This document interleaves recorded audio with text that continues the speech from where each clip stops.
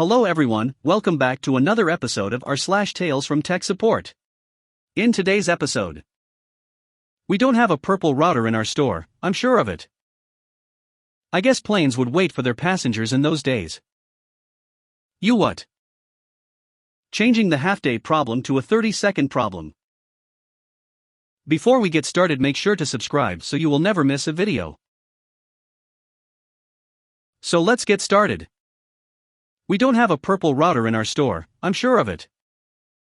Years back when I worked graveyard, I got a call from a location whose credit card stopped processing.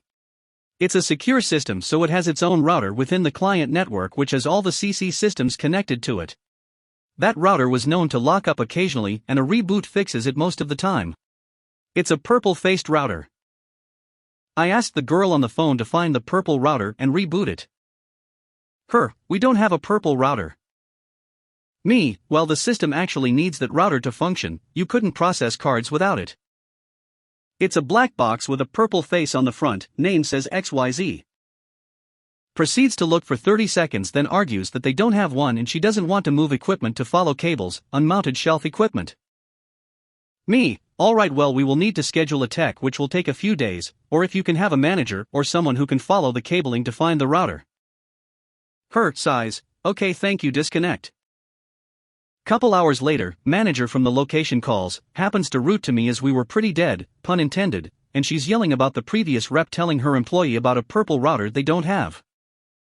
Me, well man, that was me, and unfortunately you have to have a purple router there with XYZ name on the front, otherwise your card system couldn't possibly work. I can guide you to finding it by following a certain cable. Manager, I'm telling you we don't have this purple router. Fix my card system. Me, ma'am, I would love to help get you back online, could we just try following some cables? Manager, ugh, fine, whatever, you're just wasting time, I had to drive 2 hours to come here for this crap. I proceed to tell her which cable to follow from which piece of equipment. I hear her moving stuff out of the way to keep following the cable, more moving, couple minutes later.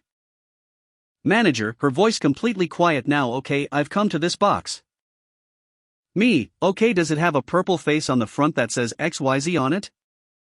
Manager, yes it does. Me, laughing like a hyena internally, okay, perfect. So let's go ahead and unplug the power cord from the back of the purple router and wait 30 seconds. 30 seconds later. Me, okay, let's plug the power back into the purple router. Plugged back in, lights start coming up, sync to the network complete. Asked manager to try a card goes through just fine. Me, great. So we were able to get you back online after rebooting the XYZ purple router. For future reference, you can try rebooting the purple router. If it happens again, it could possibly save you a lot of time. Otherwise I would have had to send a technician out to reboot the purple router in your store, which would have cost you a fee in a few days. Manager, quietly, okay thanks, bye, click. All that anger and frustration gone after 6 minutes of following instructions. I guess planes would wait for their passengers in those days. This was originally posted as a comment, and I was told it should be its own standalone post. Cleaned up and details added as needed.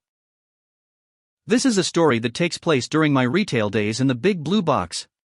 A lady comes up to our counter and says she wanted RAM installed. I quoted her the price for the RAM and the install. Don't remember the price of the hardware, but likely expensive since it was DDR, and the service was $40. First, she has a hissy fit over the fact that we had the audacity to charge for our labor. The usual, but it's so easy for you guys and whatnot. I explained to her that while cumbersome, her laptop is designed to be opened, and she can easily do it herself if she wanted, but either way it takes time, this being aside from the fact that if we screw up and break something we're basically going to have to give her a new machine, so she had better pay something to us. Either way, she was going to have to pay. I guess once she heard the term time, she decided to complain about something else, and wanted to know how long it would take us. Even though I can have it installed and tested in under 10 minutes, there were other people in line and other people that had quick work ahead of her, so I quoted within an hour. Standard at the time was 24 hours, but I was being realistic. She pitched yet another hissy fit about how she can't wait for that, and she has to catch a plane. I offered to let her come back later next week, and I'd make sure she was priced the same price for the RAM should it be marked a different price when she got back, and she started going on about how she needed it before she left. I told her we couldn't do it that moment, we have a line that once we clear it down we'll be able to get it done. Evidently, that was the wrong answer. She finally demands the manager. I told her that's fine, but until paperwork and payment are rendered I can't start, so it will only increase the wait time. She was fuming when the manager came by, so he took her to customer service to yell. At this point, she had to already wait 5 minutes for him just to get there. After about 20 minutes, we get the line down, and I spend another 15 minutes getting simple hardware installs done. I think it was a network card and 2 other RAM installs, nothing difficult, but if drivers fight, or a case is designed to take 587 screws to access the slot, it can take a bit. Since I've already finished what needed my immediate attention, I decide to take care of other duties while my coworkers handle the other machines. I go over to customer service to pick up returns to be tested, and lo and behold, she's still there reaming out the manager. I get a deliciously petty idea in my head, and now that it took root, I had to do it. I pass by him, make sure to tell him quite audibly, hey, I finished off with the front counter machines, I'm going to grab and start testing these since there isn't anything else for me to do right now. She may have been smart enough to know what I was alluding to. While she's glaring at me, I look her straight in the eye and say in my most concerned and clearly unable to pick up on social case customer service voice, if you've been there, you know what I'm talking about. What are you still doing here? Didn't you have to go catch a plane? The look she gave the manager could have melted stone, and he looked at me like Wile E. Coyote right before he gets hit by a train. He later told me about how much he wishes he could throw me into a volcano, and we all had a good laugh. He also mentioned how she just kept going on about missing her flight for this. You know, the one over the service she didn't want to pay for, to install the hardware she didn't buy, that she waited for the manager to complain about, then willingly opted to complain about for 40 minutes instead of actually catch her flight. All of which of course automatically made him not believe a word she said, given there was nothing holding her there, and she could have left at any time. You what? Can't remember if I posted this before here, so sorry if this is a repeat. 3 people involved. Me equals nerd who likes tech stuff. Dad, mother, the kid. Little backstory. Some 15 years ago, I was asked to build a new gaming computer for a friend's 14-year-old kid. He had some money from his confirmation, it is called that in Danish, I don't know if it is the correct English word. This way the dad could have his computer for himself, he is also a gamer, and the kid would have his own. Anyway, I used the money he had available to build him a nice gaming rig. He is happy and can now play Counter-Strike and World of Warcraft with his friends. Fast forward about 5 months, I get a call from the dad that the PC is not working, it won't turn on. I tell him he'll drive by tomorrow after work to check on it. Now I get there after work the next day and ask what is wrong with it, and the dad says it won't turn on, no lights or anything. I asked the kid when it last worked, and he told me last Thursday before he and his dad went fishing for the weekend. When he got home and wanted to play, he pressed the power button and the computer made a funny noise but did not turn on.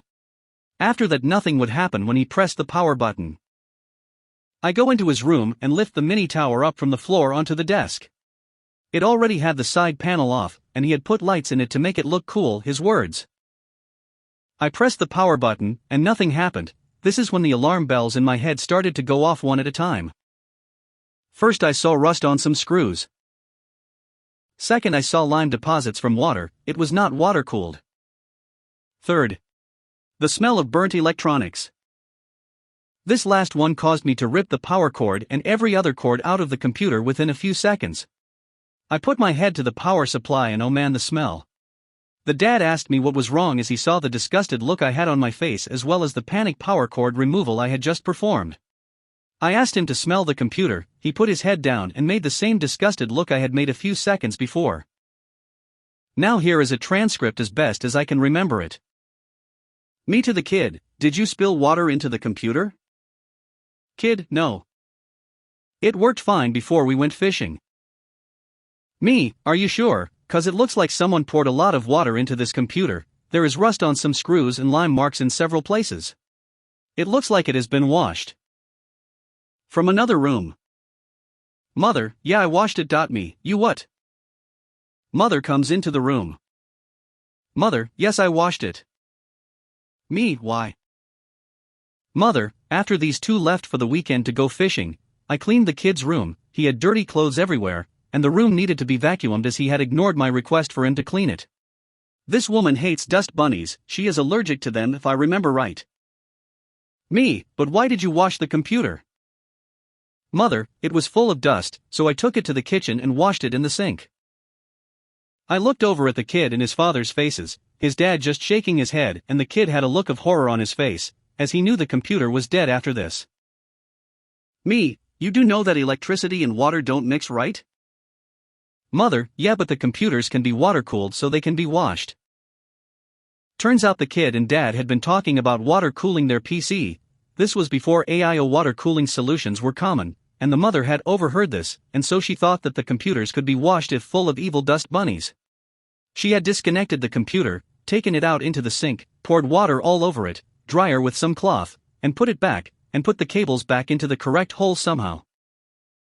After she told me that, I just started laughing. She asked why, and I told her that the water cooling goes inside heater blocks and tubes. If water leaks and gets on the computer components, even a few drops, the computer dies if powered on.